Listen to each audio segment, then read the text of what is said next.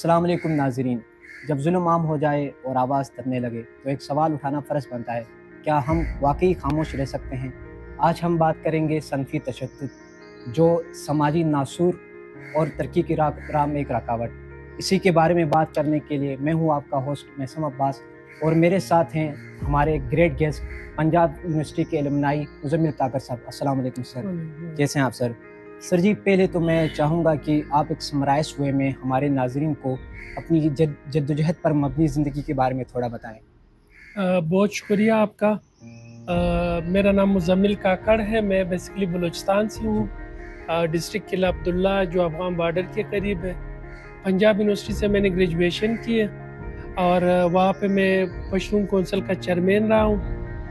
پھر میں 2019 میں اسٹوڈنٹ ایکشن کمیٹی کا میں کنوینر رہا ہوں.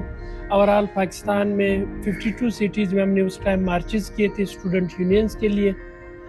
پھر اس کے بعد ایک آرگنائزیشن میں نے بلوچستان اور پاٹا کے اسٹوڈنٹ کے لیے بنائی، کنیکٹ دا ڈسکنیکٹڈ، جس میں ہم پسماندہ علاقوں کی اسٹوڈنٹس کے ہیلپ کرتے تھے ایڈمیشن میں اور باقی جو ان کے مسائل تھے. اس کے بعد میں حقوق خلق پارٹی کے ساتھ جڑا ہوں. شروع میں حقوق خلق مومنٹ تھا، پھر ہم نے رجسٹر کر لیا، حقوق خلق پارٹی بنائی. زیادہ تر ہم ورکرز میں، کسانوں میں، اسٹوڈنٹس میں جو ان کے ایشوز ہیں ان پہ ہم کام کرتے ہیں. اور میں اب حقوق خلق پارٹی پنجاب کا جنرل سیکریٹری ہوں. لاسٹ ایئر میں نے الیکشن کنٹیسٹ کیا تھا لاہور سے، چنگی سے، NA 127 سے. اچھا، بفور ہم بلوچستان میں آئیں اور آپ کے پشتون علاقوں میں آئیں تو ایک جنرل وے میں، کیونکہ آپ لاہور میں آپ کی زندگی کا بہت حصہ گزر چکا ہے، تو پاکستان میں صنفی تشدد خواتین اور پسماندہ طبقات کی روزمرہ زندگی کا معمول بن چکا ہے یا اس میں بہتری آ رہی ہے؟ نہیں، یہ معمول بن چکا ہے. میں چونکہ باقی پسماندہ علاقوں کی بات ہی اگر نہ کروں، اگر لاہور کی میں بات کروں جو اس وقت پورے پاکستان میں میرے خیال سے ایک مرکز بن چکا ہے جس میں اسٹوڈنٹس آ رہے، پڑھے لکھے لوگ اس طرف آ رہے. مگر لاہور میں اگر آپ دیکھ لیں تو یہاں پہ بے شمار اس طرح کے واقعات ہیں جو ہمارے سامنے ہیں. میں چونکہ ورکرز میں کام کر رہا ہوں، زیادہ تر جو فیمیلز ہیں وہاں پہ مطلب ہراساں ہوتے ہیں، وہ ورکنگ آور سے زیادہ کام کرتے ہیں، ان کی سیلریز کم ہوتے ہیں. تو اگر شہروں میں اس طرح کے حالات ہیں تو پھر دیہاتوں میں اگر آپ سوچ لیں تو وہ تو مزید ایک تباہ کن ان کے لیے مطلب ان کی زندگیاں بن گئی. پاکستان میں مجھے نہیں لگتا ہے کہ اس وقت تک لوگوں میں اتنا شعور ہو یا گورنمنٹ کی کوئی اس طرح کی پالیسیاں ہیں جس کی وجہ سے خواتین کے لیے باہر نکلنا آسان ہو یا وہ فری فیل کر لے کہ ان کے لیے کوئی مشکلات نہیں ہوگی. تو اب تک وہ قبائلی سسٹم، وہ قبائلی سوچ، ایک طرح سے انتہا پسند جو سوچ ہے وہ ہمارے معاشرے میں ہے، اور جس کی وجہ سے ہماری نصف آبادی کے قریب جو لوگ ہیں، خواتین ہیں، وہ اس وقت تک ان میں سے بہت کم خواتین ہیں جو باہر نکلتے، جو جابس کرتے ہیں. تو مجھے لگتا ہے یہ اس ملک کی ترقی کے لیے ایک بہت بڑی رکاوٹ ہے، یہ ہم لوگوں کی سوچ کے لیے، اور اس سے ملک جو ہے وہ آگے نہیں بڑھے گا. اور ساتھ ساتھ جو مشکلات ہیں وہ نہ صرف ان خواتین پہ بلکہ وہ ہمارے آنے والی نسلوں کے لیے بھی ہوں گے. کیونکہ اگر پڑھے لکھے خواتین نہیں ہوں گے، اگر خواتین با اختیار نہیں ہوں گے تو وہ جو فیملیز ہیں ان میں کبھی بھی وہاں کے بچے اس طرح ایجوکیٹڈ نہیں ہوں گے، وہاں کے فیملیز کے حالات بہتر نہیں ہوں گے. یہ صرف مطلب جنسی ہراسگی کا مسئلہ نہیں ہے، نفسیاتی بھی ہے، معاشی بھی ہے. اس سے بے شمار مسائل ہے جس کا اس وقت خاص طور پہ پاکستان میں خواتین سامنا کر رہی ہے. اور مجھے امید ہے کہ آنے والے مستقبل جو ہے یوتھ چونکہ زیادہ ہے پاکستان کے، اب مجھے امید ہے شاید بہتری کی طرف آ جائیں. جب ہم بلوچستان کی بات کریں تو بلوچستان چونکہ قبل از وقت اگر ہم دیکھیں تو ایک جنگی صورتحال اور کرائسس سے گزر رہا ہے، اور اس دورانیہ میں عورتوں کی کیا صورتحال ہے وہاں پہ، وہ کن وائلنسز کا فیس کر رہی ہیں، کیونکہ اس ان بیلنس ماحول میں آپ کیا کہہ سکتے ہیں اس کے بارے میں؟ دیکھیں، بلوچستان میں تو مختلف قومیں ہیں. میں خود پشتون ہوں. جی. ہمارے ہاں زیادہ تر قبائلی سسٹم ہے جس میں مطلب خواتین کو پڑھنے کا موقع بہت کم ملتا ہے. وہ مطلب جابس اس طرح نہیں کر سکتے. مگر دوسری طرف جو بلوچ خواتین ہیں پچھلے کچھ عرصے میں دیکھ رہا ہوں کہ اس وقت وہ جس طرح اپنے حقوق کے لیے لڑ رہے ہیں، وہ مجھے لگتا ہے پورے ایشیا کے لیے ایک مثال ہے، جو مسلسل جدوجہد کر رہے ہیں، اپنے حقوق کی بات کر رہے ہیں، تو وہ ایک بہتری، اس سے ایک امید پیدا ہوتی ہے کہ خواتین جو ہے وہ صرف مطلب جس طرح ہمارے معاشرے میں خاص طور پہ بلوچستان میں ہم نے دیکھا کہ ان کو وہ اپرچونیٹیز نہیں ملتے تھے، لوگ برابر نہیں سمجھتے تھے، مگر اس وقت جو بلوچ خواتین آواز اٹھا رہی ہے اس سے عام خواتین کے لیے، عام لڑکیوں کے لیے ایک امید پیدا ہوتی ہے، اور آنے والے مستقبل کی بہتری کی ایک گنجائش بھی ہے اور امید بھی ہے۔ آپ چونکہ اسٹوڈنٹ کونسل کے میں جدوجہد کرتے رہ چکے ہیں، تو ان دنوں ہوتا یہ کہ یونیورسٹی میں ایک انسٹیٹیوشن میں لڑکی کو پڑھائی کرنے کا موقع تو ملتا ہے، لیکن اس کے باوجود وہ cyber crime, online harassment, cyber stalking and doxing وغیرہ کا فیس کرتی ہیں، تو ان کی انرولمنٹ اور کانفیڈنس میں کمی آتی ہے۔ تو اس چیز کو کس طرح ختم کیا جائے؟ آپ ایک اسٹوڈنٹ کونسل کے تھرو جو ہے اس کو ختم کرنے کے لیے کیا ہمیں کیا تجویز دے سکتے ہیں؟ دیکھیں، اس میں بنیادی یہی ہے کہ 1984 میں اسٹوڈنٹ یونین پہ جنرل ضیاء نے بین لگایا۔ اسٹوڈنٹ یونین پہ جب بین لگ گیا تو اس میں سے صرف چند تنظیموں کو اس وقت مواقع دیے گئے کہ وہ تنظیمیں جو ہے اپنی سرگرمیاں کر سکتی ہے۔ اس سے ایک بڑی جو خلا پیدا ہوئی وہ خواتین کے لیے، کہ آج تک اگر آپ دیکھ لیں خواتین کے کہیں پہ بھی کوئی نمائندگی نہیں ہے۔ بہت کم تنظیموں میں وہ صرف ایک ٹیگ لگانے کے لیے کہ لوگوں کو دکھانے کے لیے کہ ہم نمائندگی دے رہے ہیں، مگر خواتین کو وہ نمائندگی نہیں ملتی ہے۔ آج بھی میں اگر پنجاب یونیورسٹی کی بات کر لوں، اگر 50,000 اسٹرینتھ کی میں بات کر لوں، 50,000 سے اس وقت میرے خیال سے زیادہ اسٹرینتھ ہے، اس میں میرے خیال سے 35,000 خواتین ہوگی، فیمیلز ہوگی، مگر ان لڑکیوں کو کہیں پہ بھی کوئی نمائندگی نہیں ملتی۔ اگر اسٹوڈنٹ یونینز بحال ہوتے، ہریسمنٹ کی کمیٹیاں ہوتے جس میں خواتین کی نمائندگی، فیمیلز کی نمائندگی ہوتی، تو میرے خیال سے یہ مسائل بہت کم ہوتے ہیں، اور کوئی بھی مطلب لڑکی نہیں ڈرتی یا اس کی فیملی خوفزدہ نہیں ہوتی، کیونکہ ان کو اندازہ ہوتا کہ اس ہریسمنٹ کی کمیٹیاں ہے جس میں فیمیلز کی نمائندگی وہ ان کے لیے لڑ سکتی ہے، تو وہ خوف ختم ہو سکتا تھا۔ مگر آج بدقسمتی سے اسٹوڈنٹ یونین پہ بین لگانے کے بعد یونیورسٹیوں میں بہت زیادہ ہریسمنٹ کے کیسز ہیں، ہر جگہ پہ، مطلب پورے پاکستان میں ہے، جس پہ بجائے اس کے مطلب جو لڑکے ہیں وہ خوف کے مارے بات نہیں کر سکتے، اگر انہوں نے بات کی ان کی ڈگریوں کے لیے مسئلہ بنے گا، فیملی کے لیے مسئلہ بنے گا، تو اس لیے وہ اکثر سامنا کرتی ان مسائل کے، مگر خاموشی سے، جس کی وجہ سے جو ہے مجھے یہی لگ رہا ہے کہ مطلب جو فیمیلز ہیں وہ اس وقت ہمارے اس سسٹم کی وجہ سے، ہماری یہ جو پالیسی ساز ہے ان کی غلط پالیسنگ کی وجہ سے وہ مسلسل مسائل کا سامنا کر رہی ہے، اور وہ ان میں اتنی مطلب وہ اتنی بولڈ نہیں ہے کہ وہ اپنے لیے لڑ سکے، وہ اپنی دفاع کر سکے، تو اس لیے اکثر جگہوں پہ وہ خاموش ہوتے ہیں۔ آپ لاہور سے NA-127 میں الیکشن لڑ چکے ہیں، تو سیاست کے ساتھ آپ کا ایک ریلیشن رہا ہے، تو چونکہ ہمارے ہاں یہ ہوتا ہے کہ پولیٹیکل جو ہے اور خواتین کو پولیٹیکل انرولمنٹ اتنی زیادہ نہیں ہوتی، لیکن بلکہ اس کے برعکس ہم بات کیا جائے تو ان کی جب ہم اپنے نمائندوں کی اسپیچز دیکھیں تو وہاں پہ بھی وہ خواتین جو لیڈرز ہوتے ہیں ان کو ڈیفیم کرتے ہیں اپنے سیاسی مقاصد کے لیے۔ تو اس چیز کو ختم کرنے کے لیے آپ کیا سمجھتے ہیں، کیا کرنا چاہیے اور کیا ہو رہا ہے؟ دیکھیں، ہم جو سیاست کر رہے ہیں، ترقی پسند سیاست کر رہے ہیں، شروع ہی دن سے جو خواتین ہیں ہمارے پارٹی میں، ورکرز ہیں، ڈاکٹرز ہیں، مطلب پڑھے لکھے خواتین ہیں، ان کو برابر کی نمائندگی ملی ہے، وہ ہم مطلب انہیں برابر سمجھتے ہیں، ہم سے زیادہ بلکہ وہ ایکٹیو رہے اس پورے عرصے میں، عام گلیوں میں جاتے تھے، کمپین کرتے تھے، وہاں پہ بے شمار اس طرح کی ایکٹیویٹیز کرتے تھے جس سے لوکل جو لوگ تھے وہ مطلب ایک طرح سے حیران بھی ہوتے تھے کہ یہ پڑھے لکھے لوگ آ رہے ہمارے علاقوں میں، جس میں کبھی بھی نہ ان کے نمائندے گئے تھے، نہ کبھی بھی گورنمنٹ کے کوئی جو ادارے ہیں وہ وہاں پہ جاتے تھے، ان کے بے شمار مسائل تھے، ان کے مسائل ہم سنتے تھے، اور خاص طور پہ وہاں پہ بھی ورکنگ ایریا میں بہت سے خواتین ہمارے ساتھ جڑے، جو فیکٹری میں کام کر رہے تھے، جو گھروں میں کوئی جابس وغیرہ کرتے تھے، صفائی کا کام یا باقی کام، اس پہ مجھے یہ لگتا ہے کہ خواتین کو موقع دینے چاہیے، ان کو مطلب برابر تصور کرنا چاہیے. اور یہاں پہ اگر میں پاکستان میں دیکھ لوں تو صرف مخصوص نشستوں کے لیے انہیں لایا جاتا ہے کوٹا سسٹم پہ، باقی ان کو اس طرح کی نمائندگی نہیں ملتی ہے، جس کی وجہ سے میں سمجھتا ہوں کہ پاکستان ترقی نہیں کر سکتا ہے. پاکستان کے مسائل بڑھ رہے ہیں. خواتین مجھے لگتا ہے ہم سے زیادہ ایشوز کو سمجھتے ہیں، کیونکہ وہ آلریڈی گھریلو زندگی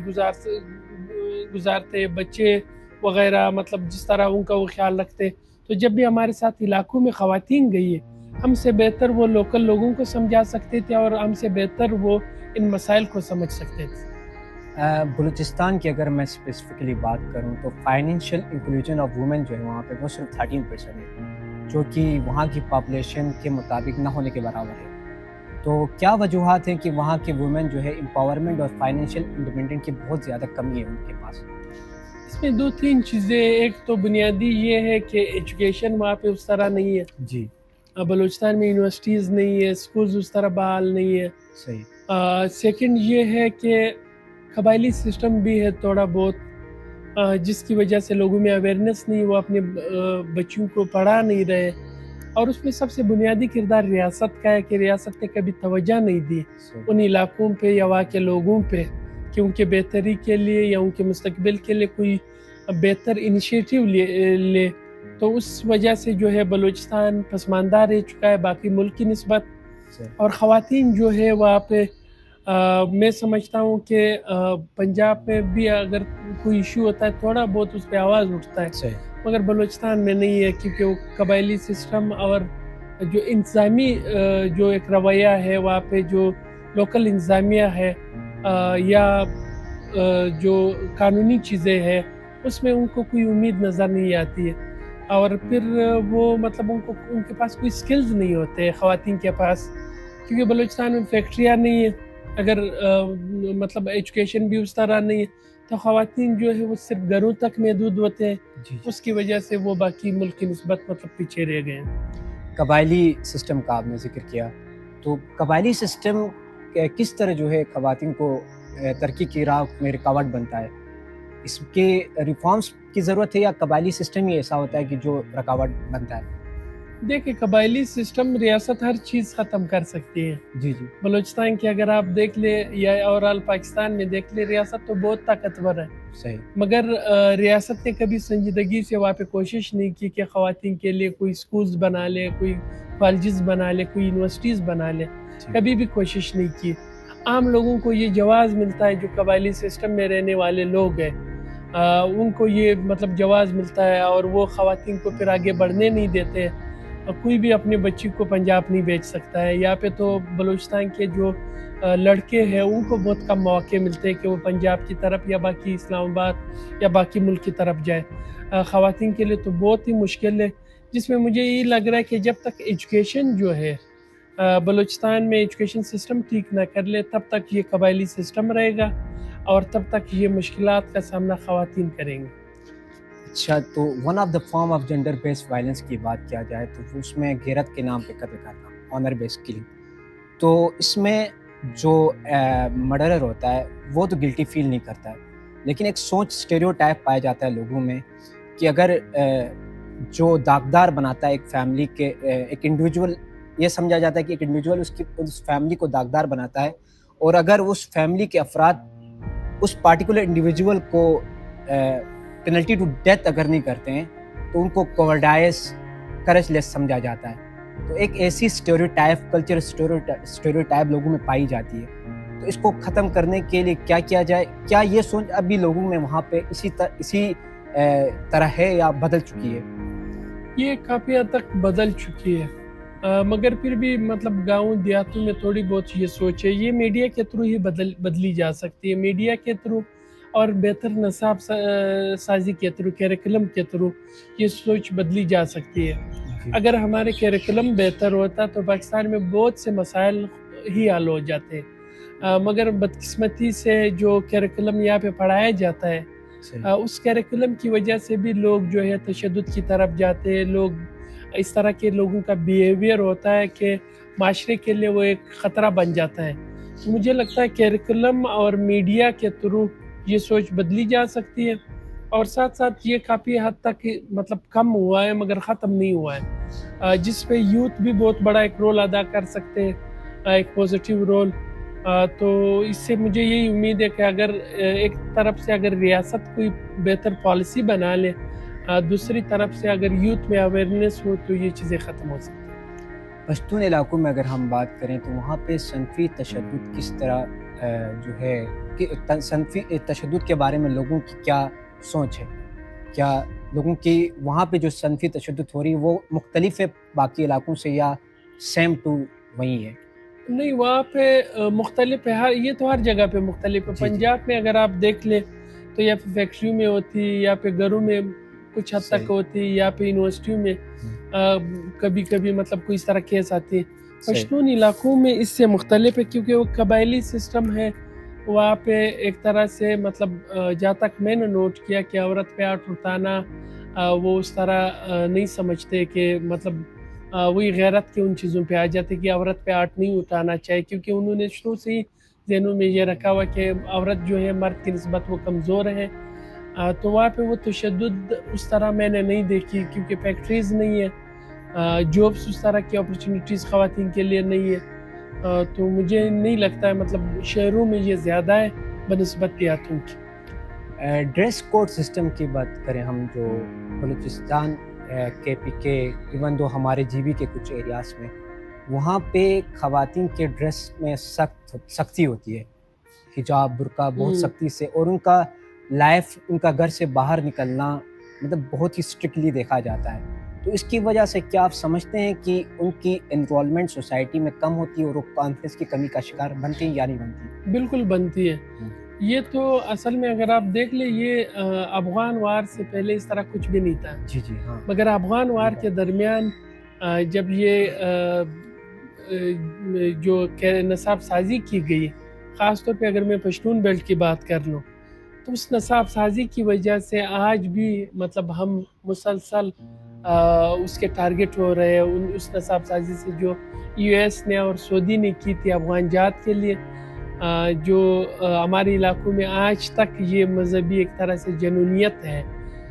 جو مطلب میں سمجھتا ہوں کہ روایتی ایک وہ بن چکی ہے، لوگ اسلام کے نام پہ نہیں کر رہے اب بھی، نہ ہی ہمارا کلچر کا یہ حصہ ہے یہ برقع اور یہ چیزیں، مگر وہ اب ایک روایت بن چکی ہے، جس کی وجہ سے مطلب خواتین جو ہے وہ بہت زیادہ اس سے متاثر ہو رہی ہے، اور کانفیڈنس کی کمی ہے، وہ باہر نہیں آ سکتی ہے،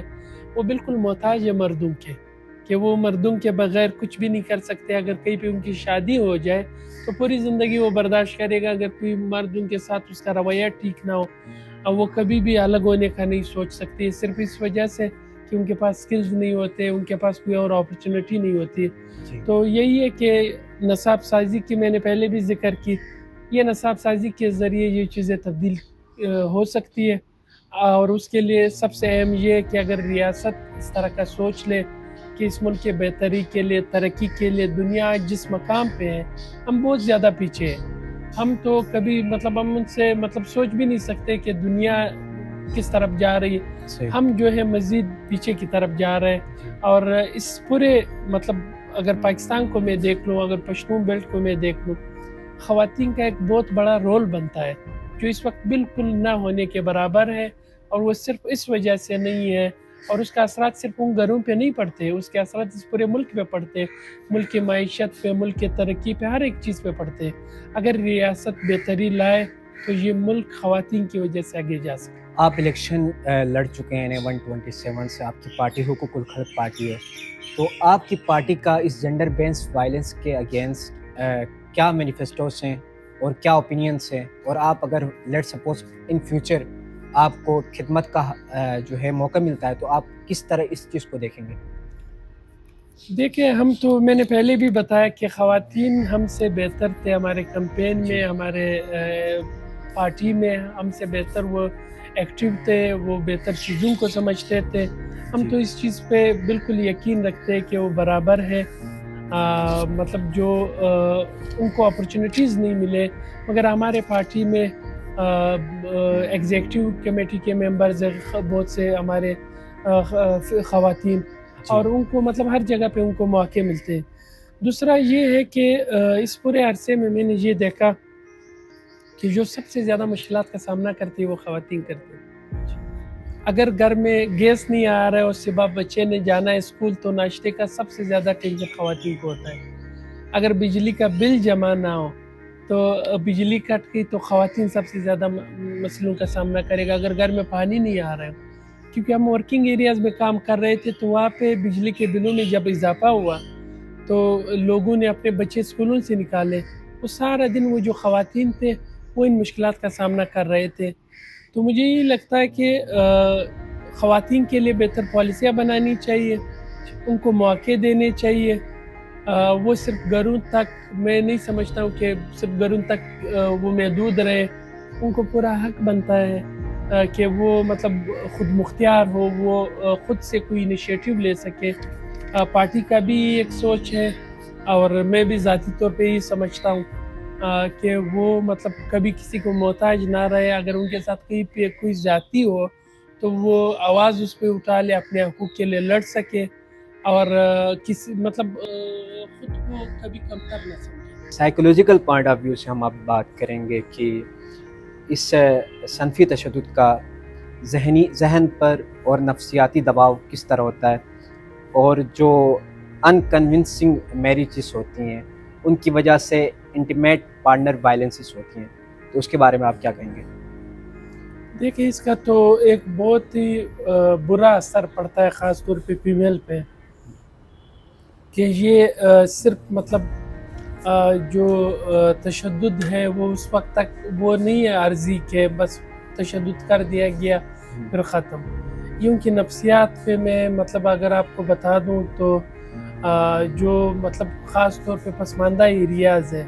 وہاں کی زیادہ تر خواتین جو ہے وہ بلڈ پریشر کے مریض ہے، ان بہت زیادہ بیماریوں کا سامنا کرتے ہیں صرف اسی وجہ سے کہ ان میں خوف پایا جاتا ہے جب وہ اپنے بچوں کو باہر پڑھنے کے لیے بھیجتے ہیں یا کسی بھی کام کے لیے، تو مسلسل ٹینشن میں رہتے ہیں کہ پتہ نہیں وہ کسی نے اس کے ساتھ کوئی بدتمیزی نہ کی ہو، کوئی اس طرح واقعہ نہ ہو۔ تو اس سے یہی ہے کہ ذہنی ایک ٹارچر وہ مسلسل ہو رہے، سسٹم جو ہے مطلب وہ اتنا بہتر نہیں ہے کہ لوگوں میں جو ہے وہ مطلب یہ خوف نہ ہو کہ وہ اپنے بچوں کو باہر بھیج دے کسی کام کے لیے تو پھر مطلب ان کے ساتھ کوئی اس طرح کی بدتمیزی یا کچھ نہ ہو۔ سسٹم کی نااہلی کی وجہ سے یہ جو ہے خواتین اس کا مسلسل سامنا کر رہی ہے،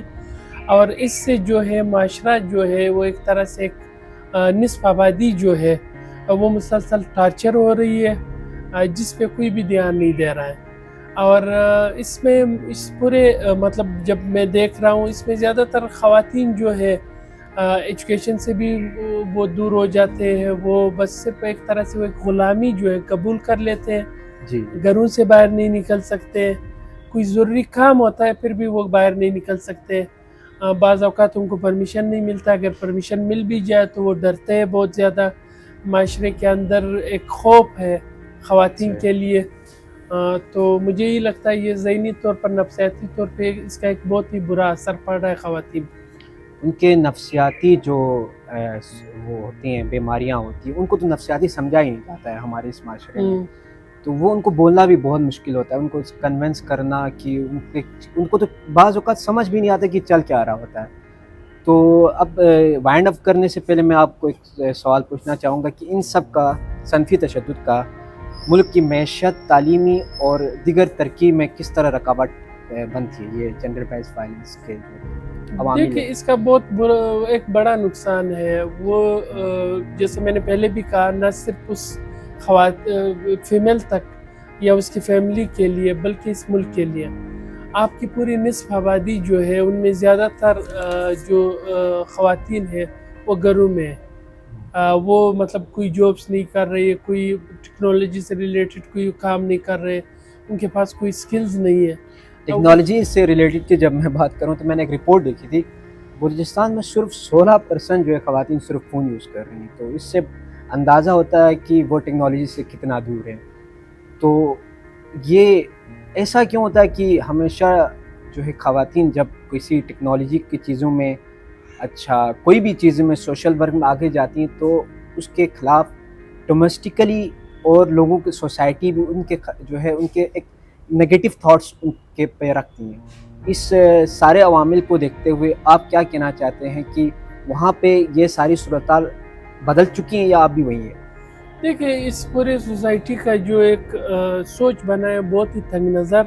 جی، اور اس میں بنیادی جو کردار ہے وہ نصاب کا ہے، کیریکولم کا ہے۔ اس کیریکولم کی وجہ سے لوگ جو ہے وہ بس یہ سمجھتے کہ خواتین کو گھر ہی میں رہنا چاہیے، انہیں نہ جاب کرنا چاہیے نہ انہیں پڑھنا چاہیے۔ مگر دوسری طرف اگر آپ دیکھ لیں تو جب کوئی فیمیل بیمار ہوتی ہے تو ان کی اس پورے معاشرے کی کوشش یہ ہوتی ہے کہ کسی فیمیل ڈاکٹر کو دکھا دیں، مگر خود اپنی بچی کو وہ نہیں پڑھانا چاہتا ہے کہ وہ ڈاکٹر بن جائے تاکہ کل دوسروں کے لیے آسانی ہو۔ تو اس طرح کی ایک سوچ بنی ہوئی ہے، اس سوچ کی وجہ سے جو ہے خواتین جو ہے وہ گھروں تک محدود رہی ہے، خواتین مشکلات کا سامنا کرتی ہے۔ اگر کوئی باپ جو اپنی بیٹی سے پیار کرتا ہو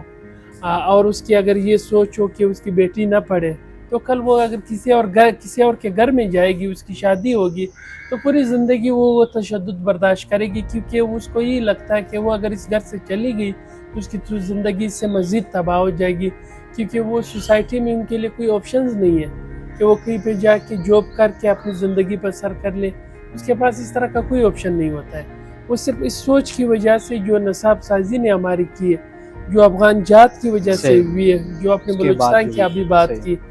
اس کی وجہ سے جو ہے ہم ایک تو قبائلیت بہت زیادہ مضبوط ہوا، مذہبی جنونیت لوگوں میں آ گیا، تو وہ چیزیں جو ہے وہ ایک طرح سے لوگ سمجھتے ہیں کہ ہمارا کلچر کا حصہ ہے، کہ برقع پہن کے ہمارا کلچر کا حصہ ہے، خواتین کو گھروں میں محدود کر کے ہمارے کلچر کا حصہ ہے۔ یہ باقاعدہ ایک پلاننگ کے تحت ہم پہ مسلط کی گئی، جس کی وجہ سے آج ہم سامنا کر رہے ہیں، مگر ہمارے ساتھ ساتھ اس ملک کی ترقی میں یہ ایک رکاوٹ بن گئی ہے، جو مجھے نہیں لگتا کہ اس ملک کے پالیسی سازوں کو ابھی تک اس کی سمجھ ہو۔ وہ ابھی تک بس یہی سوچتے ہیں کہ مطلب ان کو جہاں پہ بھی کسی انسانی حقوق کی بات کی جاتی ہے، اپنی رائٹس کی بات کی جاتی ہے، تو ان کے پاس یہی آپشن رہتا ہے کہ کسی طرح ان کو محدود کیا جائے، اور وہ اس طرح محدود کیا ہوا ہے۔ خاص طور پہ اگر میں دیکھ لوں، میں پچھلے 2 دنوں سے دیکھ رہا ہوں وزیرستان میں ابھی ایک ڈرون اٹیک ہوا جس میں 3 بچے مارے گئے۔ سوشل میڈیا پہ یہ بھی چل رہا ہے کہ ان کی والدہ ہارٹ اٹیک سے فوت ہوئی جب انہوں نے اپنے بچوں کی لاشیں دیکھے۔ تو اس طرح کی بے بسی ہے خواتین کے لیے کہ وہ نہ اپنے لیے لڑ سکتے، وہ بچوں کے جنازے دیکھ کے وہ ہارٹ اٹیک سے مر جاتے ہیں مگر بول نہیں سکتے۔ معاشرے نے ان کے زبانوں پہ تالے لگائے ہوئے، اس کے لیے اپنے بچوں کی جنازے سے زیادہ خوفناک یہ ہے کہ وہ معاشرے کے سامنے بول لے۔ اور معاشرہ اسی طرح ہے، سوسائٹی اسی طرح بنی ہوئی ہے کہ انہوں نے بس یہی سوچا ہے کہ خواتین جو ہے انہیں کوئی رائٹس نہیں کہ وہ اپنے حقوق کی بات کر سکے۔ تو اس میں مجھے اوورال پاکستان کی اگر میں بات کر لوں، آج بھی اگر ہم دنیا کا مقابلہ نہیں کر سکتے تو اس میں بنیادی ایک مسئلہ یہی ہے کہ ہماری ریاست میں یا ہمارے اس سوسائٹی میں خواتین کو برابری کا حق نہیں دیا گیا، خواتین کو وہ مواقع نہیں دیے گئے جو لڑکوں کو ملتے ہیں، جس کی وجہ سے یہ معاشرہ پیچھے رہ گیا ہے۔ آپ کا بہت شکریہ، آپ نے جو ہے ہمیں اپنے قیمتی وقت میں سے وقت دیا۔ میں ناظرین کو بتانا چاہوں گا کہ یاد رکھیں کہ خاموشی جو ہوتی ہے وہ ظالم کا ہتھیار ہوتا ہے اور آواز مظلوم کی طاقت۔ یہ ہم نے فیصلہ کرنا ہے کہ ہم نے خاموش رہنا ہے یا ہم نے اس ایک معاشرے کی